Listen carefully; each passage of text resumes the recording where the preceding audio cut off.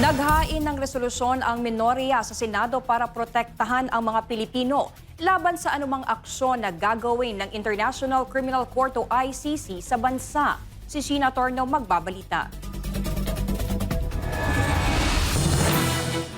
Isang resolusyon ang inihain ng Senate Minority Bloc na laing tiyaking may sapat na legal na remedyo muna sa Pilipinas bago isuko ipa-extradite ang sinumang Pilipino sa International Criminal Court o ICC. Sa Senate Resolution No. 307, iginiit ng Minority Bloc na dapat protektahan ng mga Pilipino laban sa tinatawag na extraordinary rendition. Ayon sa resolusyon, nararapat lamang na bigyan ng sinumang haharap na makatwirang panahon upang makadulog muna sa mga lokal na korte at magamit ang mga legal na remedyo sa Pilipinas. Binigyang din ang mga katagang due process, independent foreign policies at soberanya ng bansa.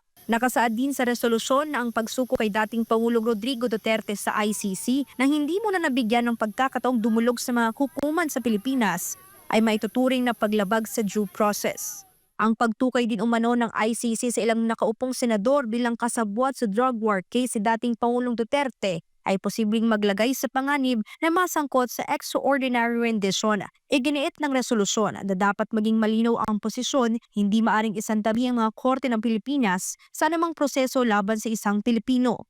Sinabi pa ng minorya na kung agad dadakpin at dadalhin sa ibang bansa ang isang Pilipino dahil lang sa ICC arrest order, delikado ito sa soberanya at sa saligang batas ng bansa. Para sa Diyos at sa Pilipinas kong mahal, ito si Sheena Torno, SMNI News.